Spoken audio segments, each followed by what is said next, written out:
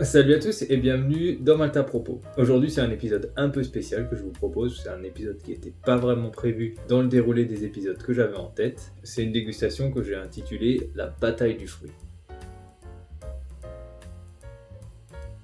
Pourquoi je l'ai appelée comme ça cette dégustation? Parce qu'elle va mettre aux prises 4 whiskies qui sont pour moi particulièrement fruités. C'est 4 whiskies que je connais bien, 3 dont je possède la bouteille comme vous pouvez voir chez moi, et le 4e c'est le Redbreast 12 ans, donc c'est un des whiskies par lequel j'ai découvert le whisky et c'est vraiment une de mes références. 4 whiskies je disais, donc sur les 4 il y a 2 écossais, le Old Pulteney 12 ans et le Tomatin Legacy, 2 irlandais. Donc ça c'est un Irlandais embouteillé par Berry Brothers Rudd, donc un négociant embouteilleur indépendant londonien. Je ne sais pas de quelle distillerie ça provient, je sais juste que c'est un single malt triplement distillé. Et le dernier, donc qui est en petite fiole, c'est le Redbreast 12 ans. Je vais les déguster dans cet ordre-là. Old Pulteney en premier, le single malt irlandais de Berry Brothers en deuxième, le Redbreast en troisième et le Tomatin Legacy en quatrième. Le fil conducteur de cette dégustation, c'est le fruit. Pas de tourbe sur aucun des quatre, des whiskies doux, tous sur le fruit blanc. Autre chose qu'ils ont en commun aussi un peu, c'est leur gamme de prix. Le Old Pulteney se trouve généralement entre 30 et 40 euros. Celui-ci est un peu plus cher maintenant. À l'époque, ça valait une quarantaine d'euros, maintenant on est plutôt autour de 45. Le plus cher, ce sera le Redbreast 12 ans. À l'époque où je découvrais le whisky, on touchait la bouteille aux alentours de 50 euros maximum. Maintenant, on est plus autour des 60. Et dernière bouteille, le Tomatin Legacy, je vous en ai déjà parlé, on trouve autour de 30 euros. Allez, on se lance tout de suite. Un tout petit peu d'alcool au nez. C'est le premier.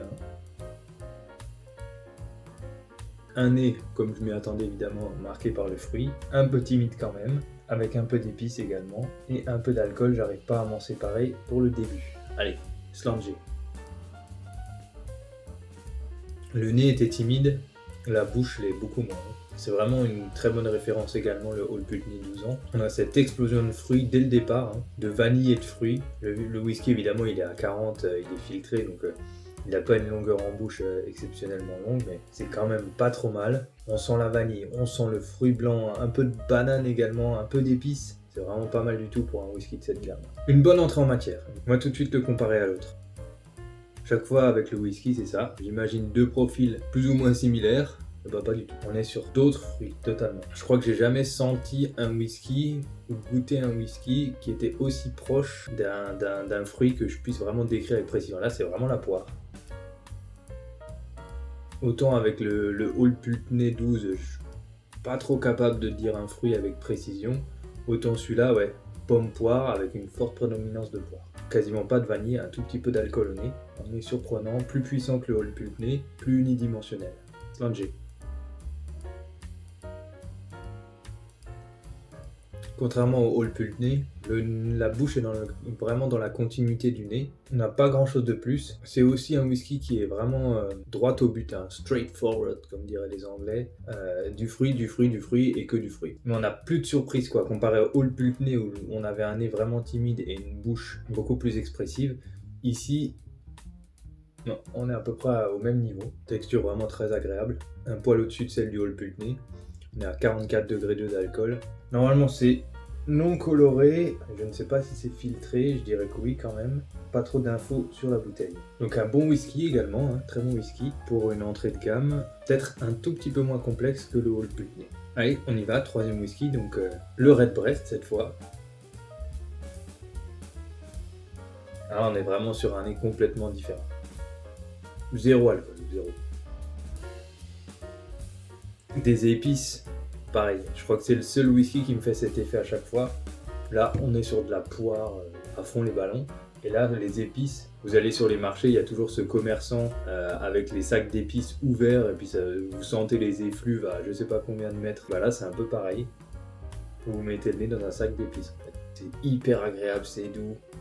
On sent un peu de maturité également. On a un peu de vanille, qui est le plus agréable des trois. Incroyablement doux. Quel dommage que ce whisky soit réduit à 40. On a une texture qui est quand même très très soyeuse, très agréable. Pour un whisky filtré avec un embouteillage aussi faible en alcool, c'est quand même vachement bien.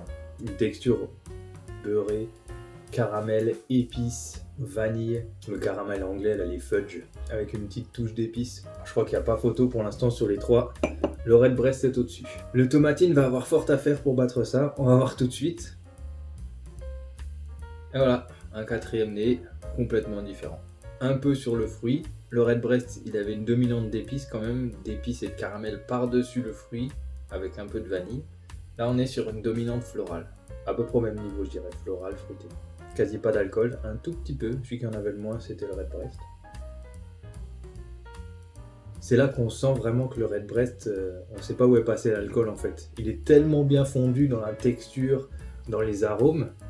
Là, je reprends celui-là et c'est pourtant un whisky qui est également ultra doux. Et ben, je ressens l'alcool derrière. Un peu au nez, un peu en bouche. Ah, c'est un whisky qui est étonnamment complexe pour sa gamme de prix, pour son âge également, parce que je pense pas qu'il dépasse de beaucoup les 5-6 ans, ça m'étonnerait.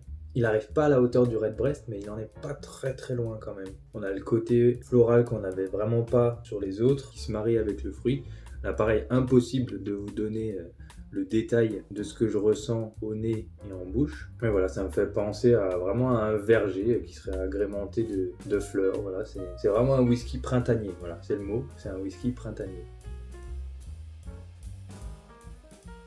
Je crois que j'aurais pas besoin de beaucoup d'autres tentatives pour établir un classement. Le Redbreast reste premier, assez nettement. Ouais, je m'y attendais, mais voilà, je pensais que ce serait plus serré quand même. Après, c'est peut-être un poil plus serré, ce sera peut-être une question de goût également. Mais je pense que le Tomatine se détache également assez nettement. Là, je reprends le Old Pulteney.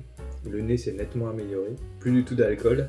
Il y a un léger fond, voilà, ce que j'arrive à détecter ici, c'est un léger fond de banane Haribo. Ça pourrait sonner comme une critique, mais pas du tout, hein. C'est très doux.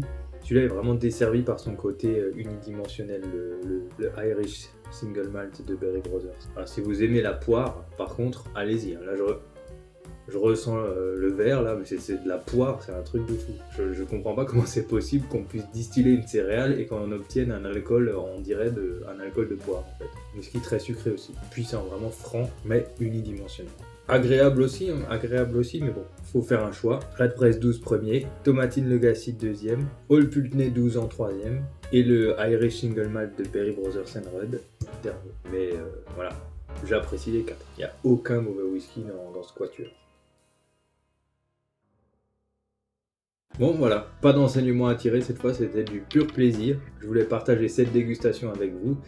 J'espère que vous aurez quand même appris 2-3 petites choses. J'espère que vous aurez apprécié la vidéo. J'espère que ça vous a donné des idées pour des futurs achats de whisky. En attendant, portez-vous bien, c'est le plus important.